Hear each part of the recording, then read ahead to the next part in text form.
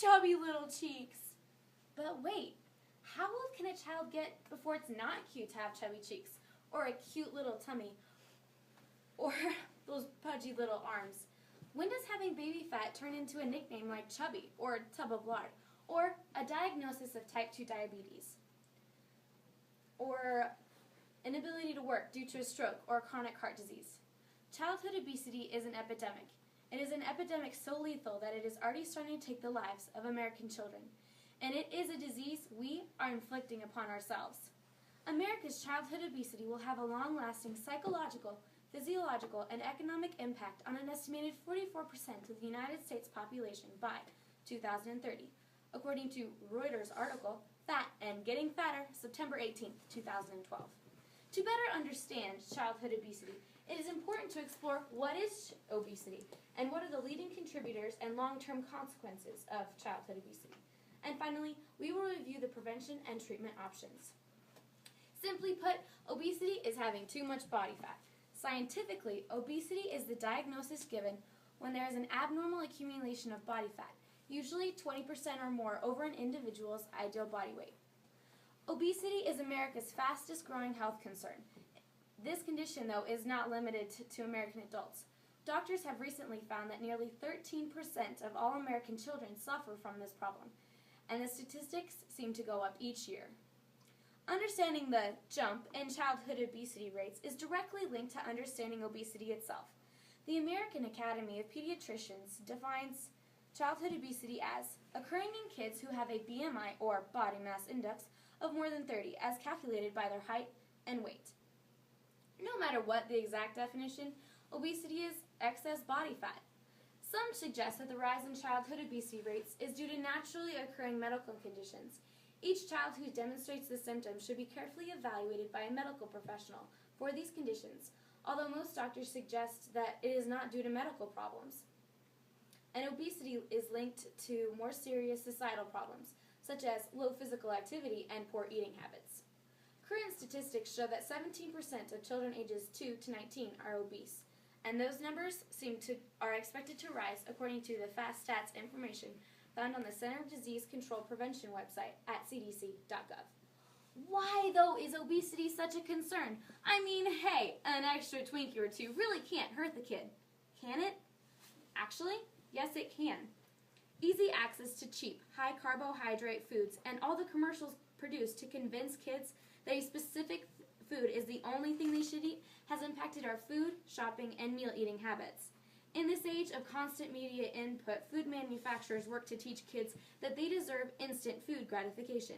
In America, fast food is cheap, easy, and made to order, but it isn't actually nutritionally dense. Another negative contributor to the health of today's youth is the sedentary lifestyle so many children live. According to the Kaiser Family Foundation, which studied 2,000 young people between the ages of 8 and 18, found that they averaged spending 7.5 hours a day, either watching a computer or TV screen. And while watching TV or cruising through the social media websites, they are bombarded by food ads constantly. Adults may presume that the time they spend in school is solely beneficial. However, cuts in funding and nutrition classes and the decrease in time spent in physical activity classes and the prevalence of vending machines available at school, near libraries, and at bus stops just adds to the problem of cheap, unhealthy food by the American people. The Health Magazine, Volume 16 of 2012, states that fewer than 4% of elementary schools provide daily physical education classes.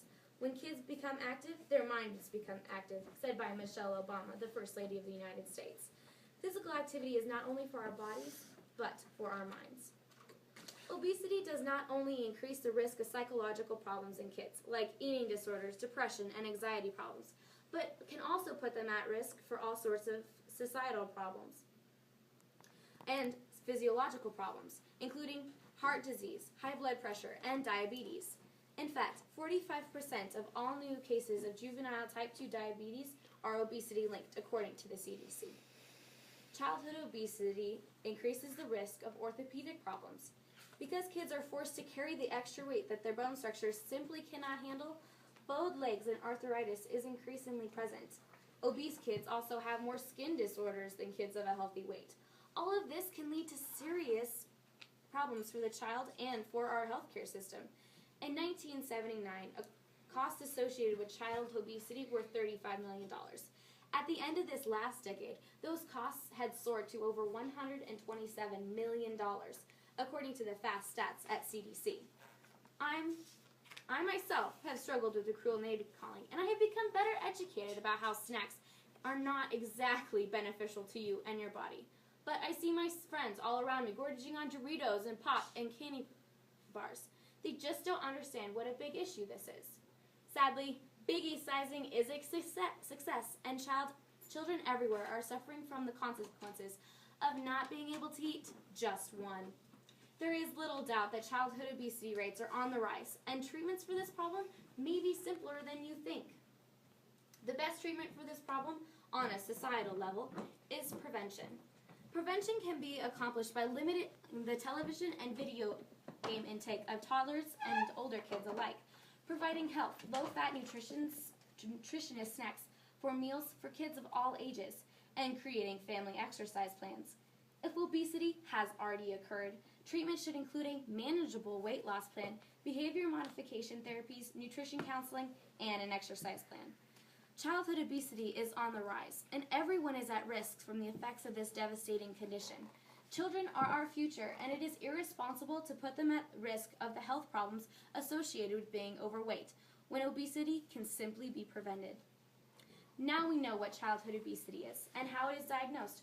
We have reviewed a few of the culprits contributing to childhood obesity and have heard some sobering predictions of the long-term consequences of childhood obesity.